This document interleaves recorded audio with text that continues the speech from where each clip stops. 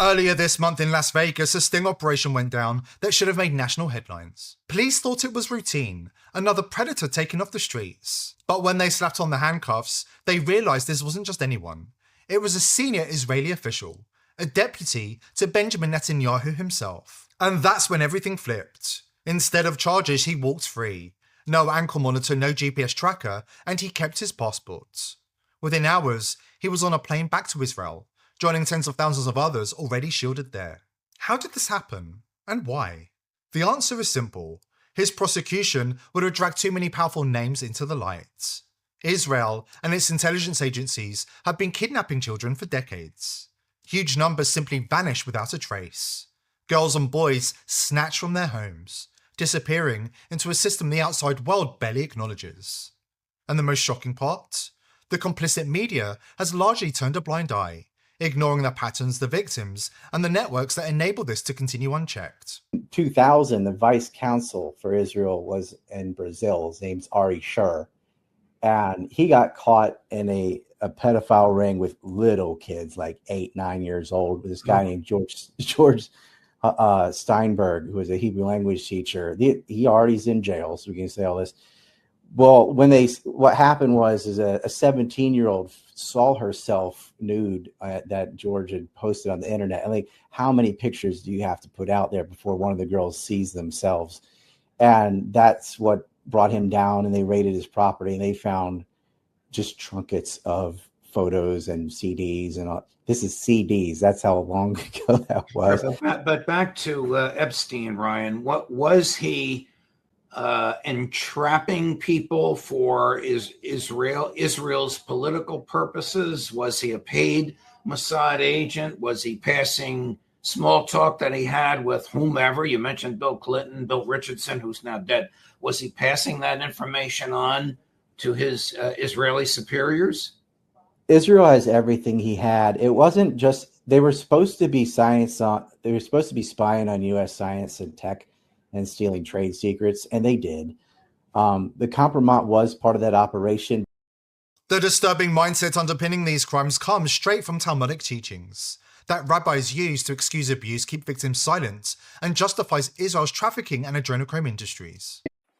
גדול הבעל הקטנה, בוא נגיד ככה, ולא כלום. כי מה זה קטנה לצורך העניין הזה? פחות מבת 3. הבתולים שלה חוזרים מאליהם. לכן גדול הבעל הקטנה זה לא כלום, זה לא נחשב לביאה. זה פחות מכאן, פחות מגיל 3, כנותן אצבע בעין דמי.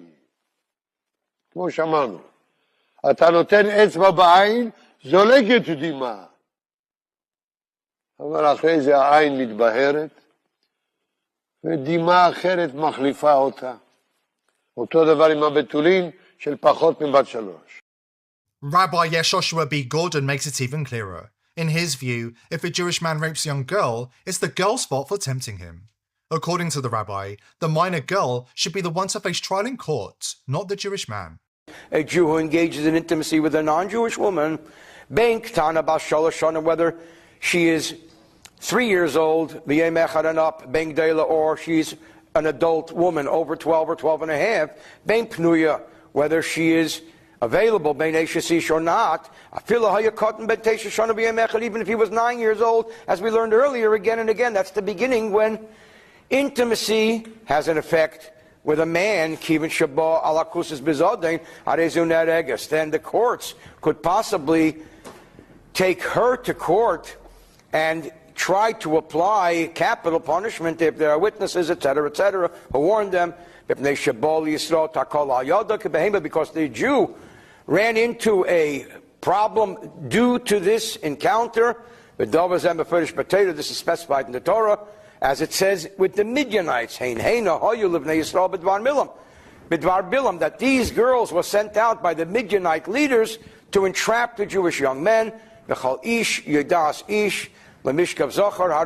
it says in the biblical story of Bilam. This isn't just a sick opinion, it's a mindset. A mindset that shields predators, grants them impunity, and keeps their victims silent in the shadows. This isn't just about Israel, this is about a 9,000-year-old paedophile cult that has seized control of the world through institutions, including the UN and WEF, and the system built to protect it, including the mainstream media gatekeepers who have long run cover for the elites. She was in hiding for 12 years. We convinced her to come out. We convinced her to talk to us. It was unbelievable what we had. Clinton, we had everything. I tried for 3 years to get it on, to no avail, and now it's all coming out, and it's like these new revelations, and I freaking had all of it. I'm so pissed right now. Like, every day I get more and more pissed because I'm just like, oh my God, what we had was unreal. Brad Edwards, the attorney, 3 years ago, saying there will come a day when we will realize Jeffrey Epstein was the most prolific pedophile this country has ever known. And I had it all 3 years ago.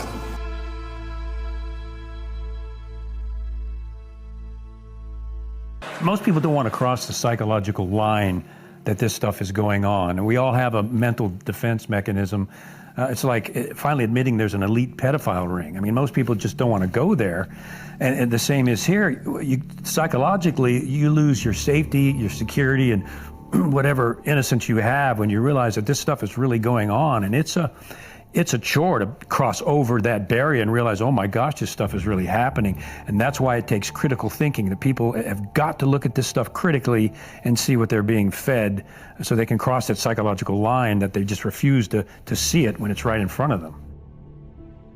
When Kevin said there's an elite pedophile ring, well, I'm thinking to myself, this is a hard thing for me to come to terms with. Now, it made me start thinking about conversations and things I'd heard, but I'd never saw it. It's not out in the open. And to me, I was like, no one could do that. Because, I mean, if I saw someone hurting a kid, I would kill them. I mean, I would literally kill them. I would never allow someone to hurt a child in front of me. Things Kevin was saying were things that were hard for me to cross the barrier. I did not want to believe it. I didn't want to go there. But as I went down this journey, I forced myself to go consider, what if this is real? We're up against a paedophile cult that's been operating for nearly 9,000 years. One that's hijacked the mainstream media, corrupted Hollywood, and is flooding the world with its poison. Another generation is being stolen in plain sight. New victims are created every single day, maybe even in your own city. Enough is enough. This trafficking empire, this adrenochrome machine, must be ripped out, root and branch. No more hiding, no more excuses, no more looking the other way. The time to act isn't tomorrow, it's right now.